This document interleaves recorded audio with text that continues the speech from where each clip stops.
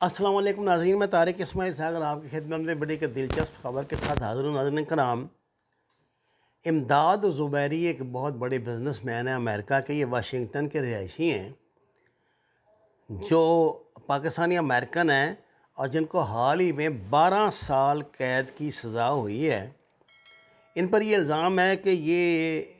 Intelligence work for the U S government, یہ غیر ممالک کو فورن گورنمنٹس کے لیے جاسوسی کرتے تھے، اور جب کہ یہ گزشتہ 10 سال سے یہ کام امریکہ کے لیے بھی یعنی سی آئی اے کے لیے بھی کر رہے تھے۔ یہ دا وال اسٹریٹ جرنل کی خبر ہے۔ ناظرین کرام، مسٹر زبیری کی عمر قریب 50 سال ہے، اور ان کو یہ سمجھے کہ فروری میں اس سال یہ سزا ہوئی تھی 12 سال کی، اور ان کو بنیادی طور پہ ٹرائل کیا گیا تھا کہ انہوں نے وہ ٹیکس ایویژن میں وہ گلٹی پائے گئے تھے، جب کہ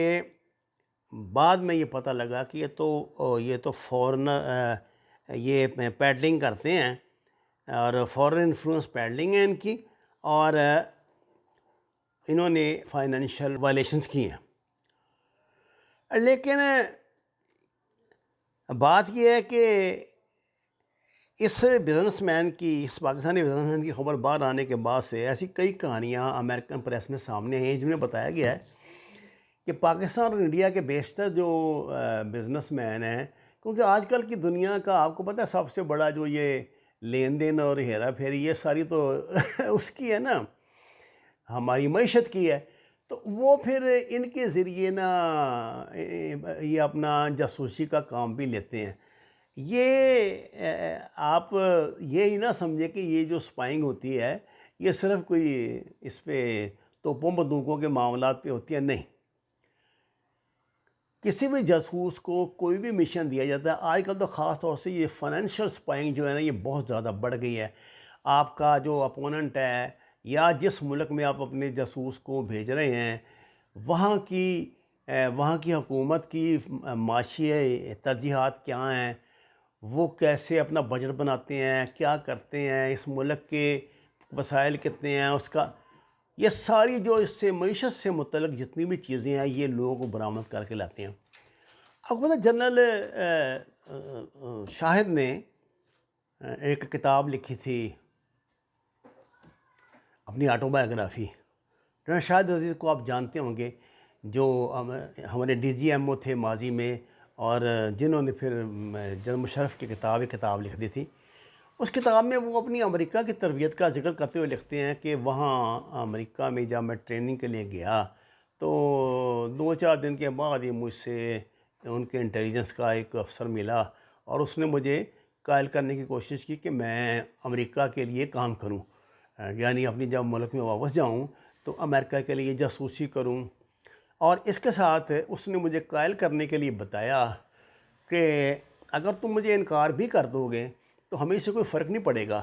کیونکہ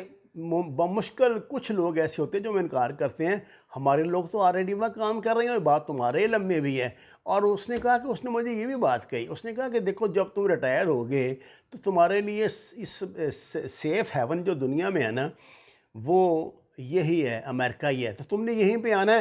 تو آپ سے اگر شروع کر دو گے تو ہماری گڈ بکس میں آ جاؤ گے، اور یہ ہم تمہارے لیے آگے بھی یہ چیزیں بہت فائدہ مند ہوگی۔ جناب حمید گل نے اس حوالے سے متعدد مرتبہ باتیں کی ہیں، آپ کو علم ہے، وہ یہ کہا کرتے تھے، وہ تو اس حوالے سے اور بھی بڑی کچھ باتیں کہا کرتے تھے جو اس وقت مناسب نہیں کہ میں منظر عام پر لاؤں، لیکن جو صاحب نظر ہیں، جو ان سے ملتے جلتے تھے یا جنہوں نے ان کی تقاریر بھی سنی ہے یا ان کے ساتھ اٹھنے بیٹھنے کا موقع ملا، آپ کو پتہ ہے اس موضوع پہ کھل کے بات کیا کرتے تھے اور بتاتے تھے کہ کس طرح امریکن کلٹیویشن کرتے ہیں ہمارے افسران کی، پھر جب وہ اعلیٰ عہدوں پر پہنچتے ہیں تو پھر کس طرح ان سے کام لیتے ہیں۔ پہلے ان کو صرف وہ معجزے کرواتے ہیں، اور ایک وقت ایسا آ جاتا ہے کہ پھر وہ مجبور ہوتے ہیں کہ جیسے امریکہ کے ایسے کرے۔ ناظرین، اس سلسلے میں جنرل درانی کا نام بطور خاص لیا جاتا ہے، یہ جنہوں نے یہ کتاب لکھی ہوئی ہے ISI، اور وہ را کے ڈی جی کے ساتھ مل کے، ان کا نام بھی اس زمانے میں امریکن کے جو پپو تھے امریکن میں ان میں خاصا مقبول تھا۔ اسی طرح ناظرین کرام، اگر آپ ایمانداری سے بات کا جائزہ لیں تو بڑی پریشان کن صورت حال ہے۔ آپ کو پتہ ہے ہماری جتنے ریٹائرڈ بڑے بڑے جرنیل ہیں یا وہاں رینڈ کارپوریشن میں اور دیگر جو کارپوریشنز ہیں ان میں کام کرتے ہیں، اس کا یہ مطلب نہیں کہ وہ شروع سے ہمیں انڈیا امریکہ کی جاسوسی کر رہے تھے۔ ظاہر ہے جو آپ کے پاس ایکسپرٹیز ہوتی ہیں، جو پروفیشنل ایکسپرٹیز ہوتی ہیں، وہ جب آپ کسی ملک کے چیف آف آرمی اسٹاف بنتے ہیں تو آپ کو حکومت کو یہ تو پتہ لگ جاتا ہے کہ بھئی کون سی بات دنیا کو بتانے والی ہے، کون سی چھپانے والی ہے۔ لیکن میرے خیال سے یہ بھی بات مشکوک ہے، خاص طور سے جنرل اسد درانی نے جب سے یہ کتاب مل کے لکھی ہے اس کے بعد سے تو کچھ باتوں کی کریڈیبلٹی رہی نہیں۔ تو ناظرین کرام، یہ مسٹر معاذ صدیقی کا معاملہ بھی ایسا ہی ہے۔ یہ پہلے امریکہ کے لیے کام کیا کرتے تھے، عین ممکن ہے اس میں ان کو کسی اور نے بھی کلٹیویٹ کر لیا ہو۔ یہ ٹارمک ایجنٹ ہوتے ہیں نا، ممکن ہے اب چین نے بھی ان کو پکڑ کے تو پھر ان کو بلیک میل کر کے اپنے لیے کام پہ راضی کیا ہوا، اور یہ جو پاکستان کی معلومات انہیں دے سکتے تھے تو وہ ان کی معلومات ادھر کیوں نہیں دے سکتے تھے۔ اور دوسری بات یہ ہے کہ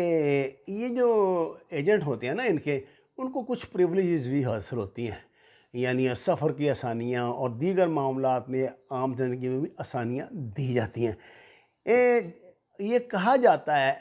ایف بی آئی کی طرف سے کہ ان کی قید میں ممکن ہے کچھ کمی اس حوالے سے ہو جائے کہ انہوں نے کبھی امریکہ کے لیے خدمات بھی انجام دی ہیں۔ وما علینا الا البلاغ المبین۔ ناظرین کرام، درخواست قرآن نماز کو ترجمے کے ساتھ جانیے، ہمارے چینل کو سبسکرائب کریں، لائک دیں، ساتھ کیا سفر میں ہمارا ساتھ دیں۔ آپ کا بہت شکریہ۔